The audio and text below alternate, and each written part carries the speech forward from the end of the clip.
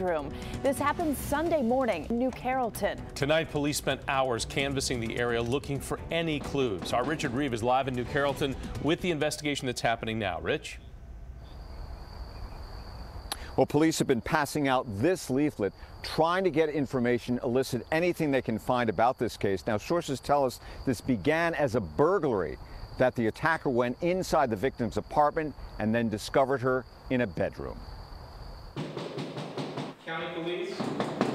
Police on an urgent search for answers. I'm shocked. I really am shocked. After a horrific crime. It is hopeful for somebody to be molested in their home while they are sleeping. Authorities say around 7 Sunday morning, a man forced his way into an apartment and raped a woman at knife point in her own bedroom. I can't even sleep at night. When I'm sleeping and I wake up and I just think about it. The victim's sister, who we are not identifying, shakes while talking about the attack. He would have killed her. He had a knife. I definitely feel for the woman that it happened to. It's inhumane, and I hope they catch the guy. Detectives say after the attack, the man stole several items and took off. The victim told her sister she has no idea who her assailant is or why he chose her home as a target. We just all have to be aware of our surroundings and be so careful. Police describe the attacker as 5'9" to 6 feet tall, 170 to 190 pounds, wearing a white and orange striped shirt,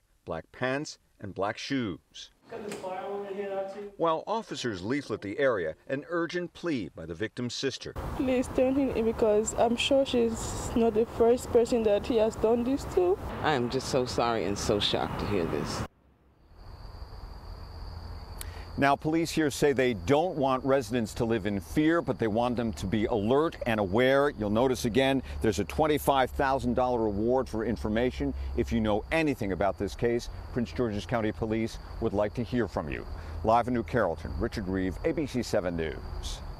A Secret Service officer is recovering tonight after he was struck by a car right near the White House. The officer was on a motorcycle when he was hit at 15th and Pennsylvania Avenues. That crash is under investigation. No students were hurt after a school bus caught fire in Prince George's County. The pictures, though, dramatic. Look at this. Skytrack 7 flying over the scene in College Park tonight.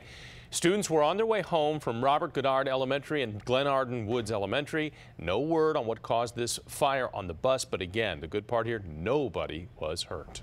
Well, right now, police want you to take a look at this surveillance video. This is from Montgomery County.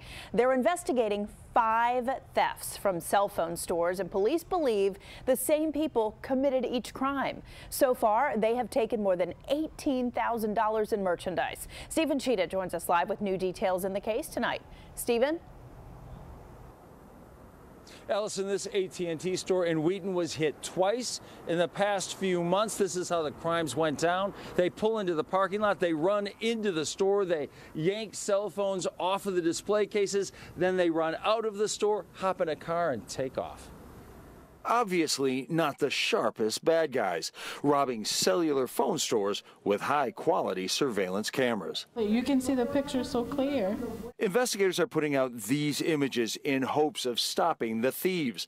They believe the same group has struck repeatedly over the summer.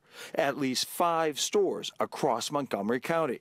They got away with a haul of cell phones and tablets estimated at more than $18,000. They are brazen and fast. It's less than a minute for these guys to do something like this, so it's pretty quick. Seems like they know what they're doing, and it seems like it's gotten pretty serious. The thieves strike during regular business hours, ripping electronics from displays as shocked employees and customers watch. They just came in, looked at us, and just started snatching everything. In this store, the employees froze as the thieves raced through, ripping merchandise from shelves. They hope these high-quality images lead to quick arrests. I feel pretty lucky that my employees are actually, safe. We weren't assaulted. They just came in for our phones. No one was hurt or harmed. Yeah, nobody got hurt at this AT&T store. Not the case at another robbery at a different AT&T store. When the employees tried to stop the suspects, they wound up getting assaulted. Reporting live, Stephen Cheetah, ABC 7 News.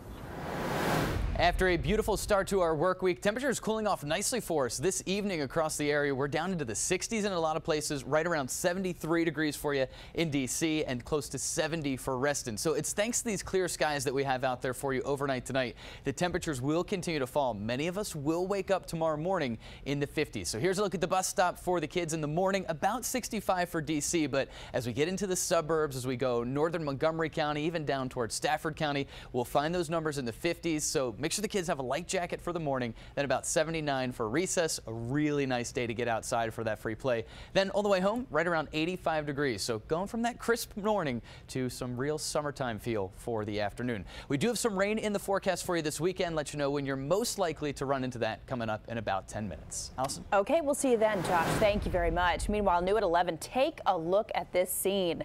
This is a massive fire at a strip mall in Chicago. Black smoke pouring out